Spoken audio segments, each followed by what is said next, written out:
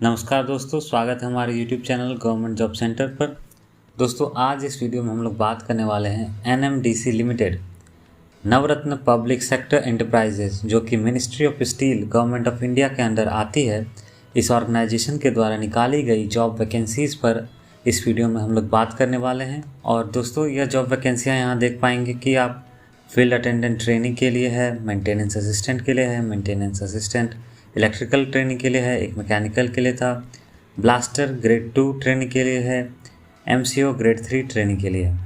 तो दोस्तों, इस जॉब से रिलेटेड बाकी डिटेल्स और पोस्ट की वैकेंसियाँ, डेट्स वगैरह, एप्लीकेशन मेथड्स, इन सब पर बात करने से पहले मैं आप लोगों से एक रिक्वेस्ट करना चाहूँगा कि अगर आप मेरे चैनल पर न्यू हैं तो इस चैनल को सब्सक्राइब कर दें, बेल आइकन पर जल्द से जल्द क्लिक कर दें, ताकि जब भी मैं आप लोगों के लिए कोई नई वीडियो ऐसे ही लेकर आऊँ तो आपको जल्द से जल्द नोटिफिकेशन मिल जाए। तो चलिए अब बात करते हैं इस जॉब पर क्या क्या इसमें पोस्ट हैं, क्या क्वालिफिकेशंस चाहिए, कितनी एक्सपीरियंस होनी चाहिए। फर्स्ट पोस्ट है फील्ड अटेंडेंट ट्रेनिंग। इस पोस्ट की वैकेंसियाँ यहाँ देख सकते हैं। 2 प्लेसेस के लिए मांगी जाएगी, बियोम किरंडुल कॉम्प्लेक्स और दूसरी है बियोम बचेली कॉम्प्लेक्स। इन दोनों में अलग अलग वैकेंसियाँ हैं।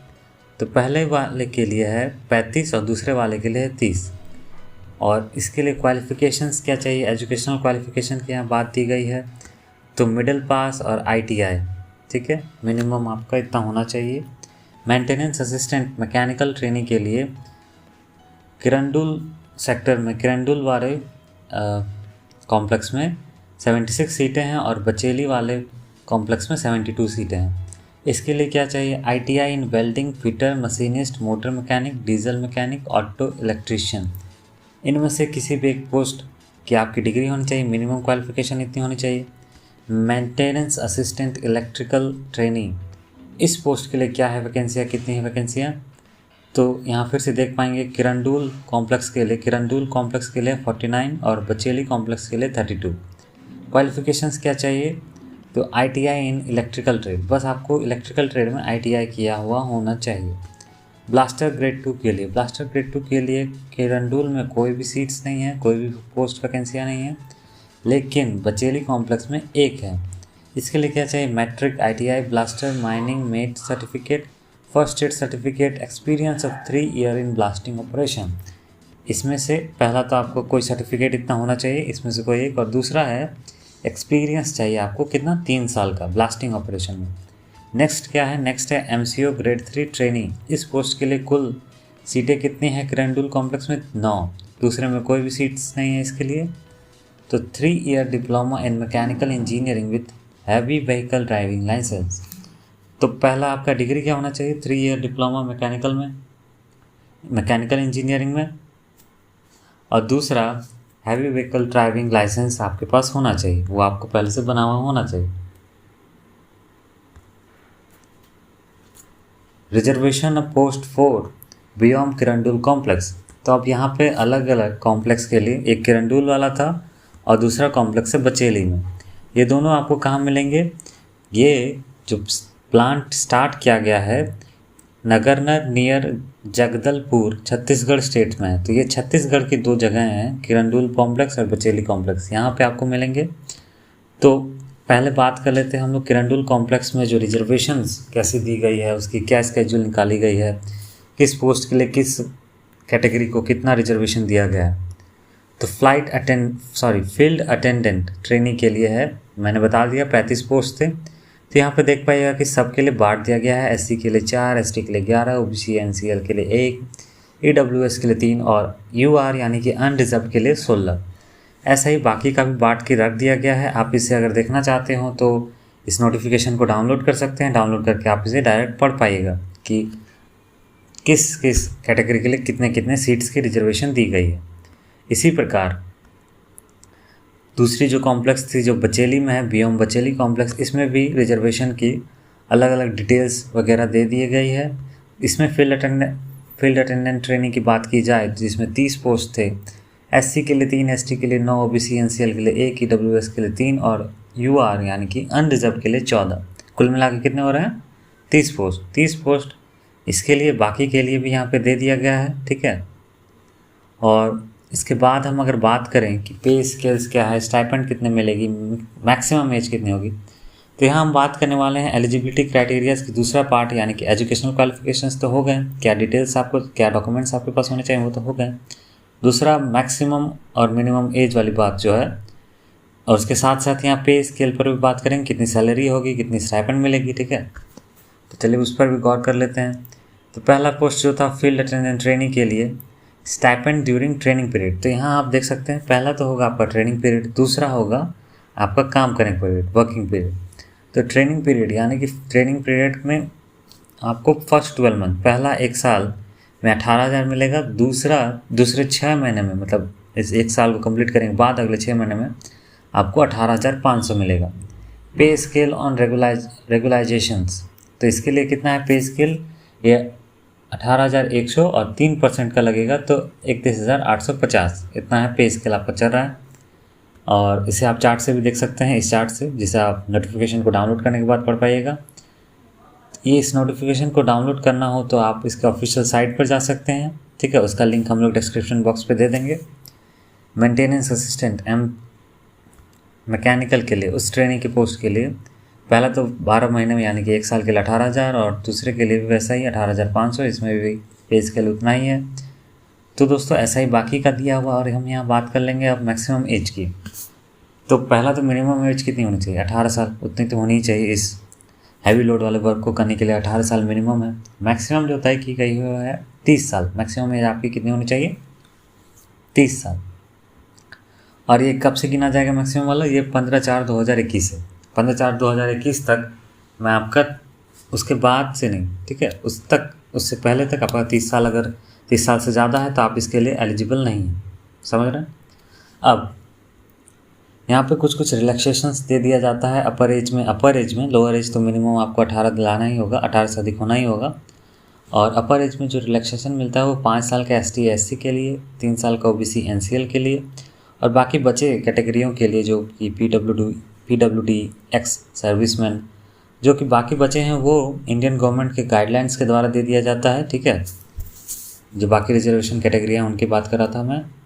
अब बात करेंगे हम अप्लाई आप कैसे करेगा। तो ये काफ़ी मेन स्टेप होगा आपको इस जॉब को पाने के लिए, कि आप फर्स्ट सही तरीके से अप्लाई करेंगे, उसके बाद आपका एग्ज़ाम होगा, उसके बाद आप इस पोस्ट के लिए चुने जाएंगे। तो पहले देखते हैं अप्लाई कैसे करेगा। तो इसे अप्लाई करने की यहाँ विधि दे दी गई है, ऑनलाइन और ऑफलाइन, दोनों तरीके से आप कर सकते हैं, ठीक है। तो जिनको सहूलियत मिले ऑनलाइन में वो ऑनलाइन में करें, जिनको ऑफलाइन में वो ऑफलाइन में करें। लेकिन एक बात पर गौर करिएगा कि ये आप अगर कर रहे हैं तो बस एक ही मोड पे करेगा, ये सेफ गार्डिंग के लिए आप दोनों में मत चल जाएगा कि ऑनलाइन भी कर रहे हैं और ऑफलाइन भी, बस जाना है तो एक में। अगर आप ऑनलाइन जाना चाहते हैं, ऑनलाइन मोड से करना चाहते हैं, तो जो एलिजिबल है, जो क्राइटेरियाज मैंने बता दी ऊपर, उन पर आप खरे उतरते हैं तो उसके बाद आप क्या होंगे, एलिजिबल कैंडिडेट। उसके बाद आप इसके ऑफिशियल साइट पर जाइएगा जो है www.nmdc.co.in। इस पर जाने के बाद आप कैरियर ऑप्शन पर क्लिक करेंगे, और उस लिंक पर क्लिक करने के बाद आपको रजिस्टर वगैरह करने का ऑप्शंस दिए जाएंगे। आप ऑनलाइन फॉर्म भर पाइएगा और आगे के स्टेप्स को पूरा कर पाएगा। तो ये लिंक आपको कब तक एक्टिवेटेड रहेगा, कब तक वैलिड रहेगा, तो ये होगा 10 बजे।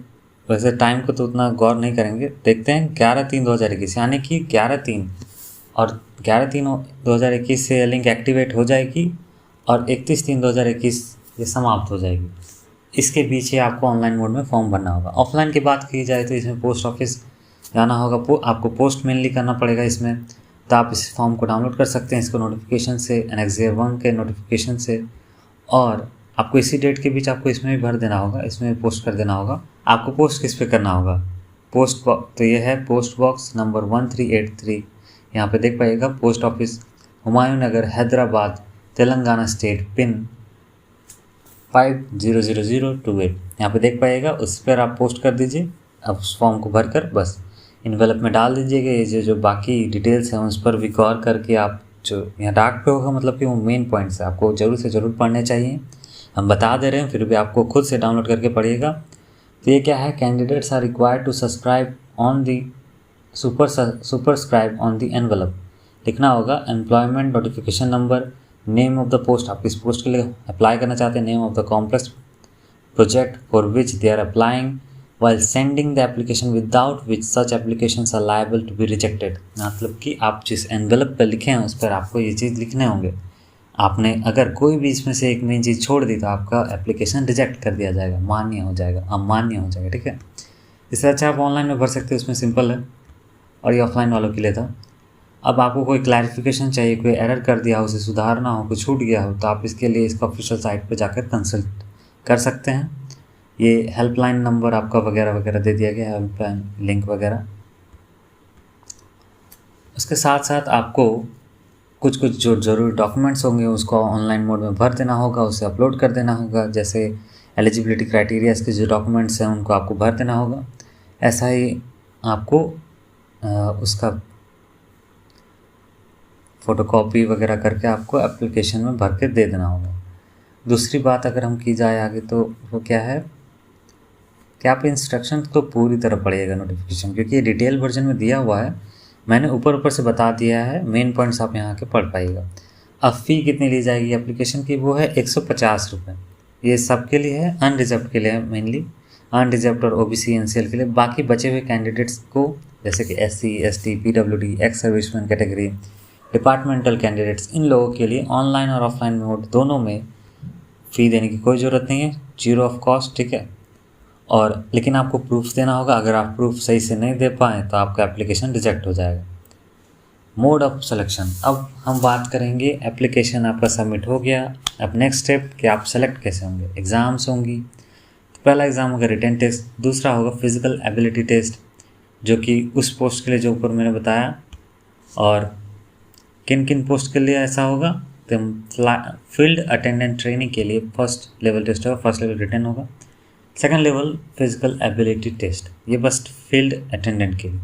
बाकी बचे post maintenance assistant, electrical mechanical, blaster, MCO, इन सब के लिए पहला तो रिटन टेस्ट होगा ही।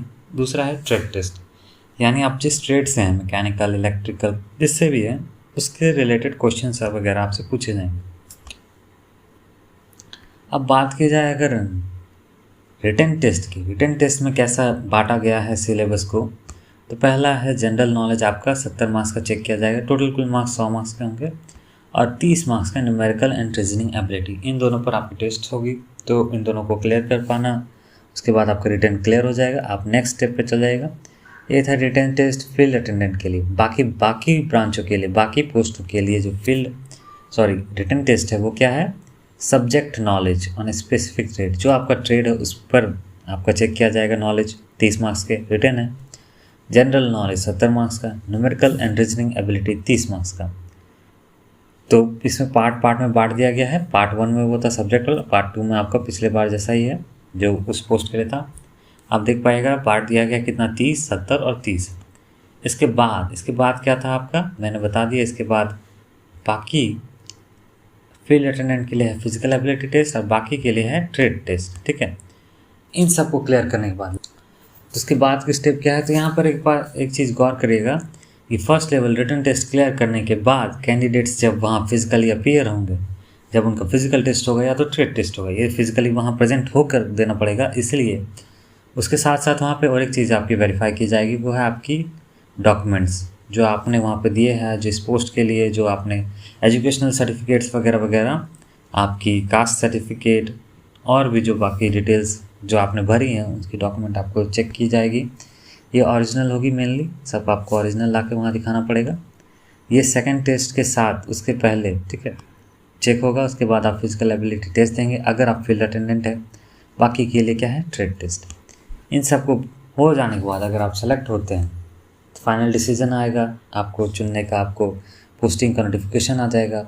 लास्ट में आपको आपकी पोस्टिंग कहाँ पे होगी, ये होगी Bailadila iron ore mines, Kirandul and Bailadila iron ore mines Bacheli, ये दो को जो मैंने कॉम्प्लेक्स बताया था वहीं उस जगह पर आपकी पोस्टिंग होगी। ये डिस्ट्रिक्ट कौन सी है, साउथ बस्तर दांतेवाड़ा, छत्तीसगढ़ स्टेट की इस डिस्ट्रिक्ट पर आपकी पोस्टिंग होगी। आप इस बात पर गौर करेगा। और इस जॉब से बाकी रिलेटेड जानकारियाँ मैंने अभी पूरी तरह से बता दी है। आपको कोई चीज़ अगर डिटेल्स से जाननी है तो आप इस नोटिफिकेशन को डाउनलोड कर सकते हैं। आप एक बार डाउनलोड करिएगा, मेन पॉइंट से एक बार खुद से पढ़िएगा, मैंने आपको समझा दिया है। देखिए तो दोस्तों इसी के साथ यह वीडियो अब ख़त्म होने वाला है, और मैं आप लोगों से एक बार विनती करना चाहूँगा फिर से कि अगर अब तक आपने सब्सक्राइब नहीं किया है तो ज़रूर से ज़रूर कर दें। लाइक कर दें इस वीडियो को, अगर अच्छा लगा हो तो शेयर कर दें ज़्यादा से ज़्यादा, ताकि बाकी लोगों को भी इस पोस्ट के बारे में पता चले। और आखिर में मैं कहना चाहूँगा कि आपको कोई भी डाउट हो तो आप कमेंट सेक्शन पर लिख सकते हैं, या आप कुछ सजेशन देना चाहते हैं वो भी आप लिख सकते हैं। तो ठीक है दोस्तों, मिलते हैं अगले वीडियो में, तब तक के लिए अलविदा, जय हिंद।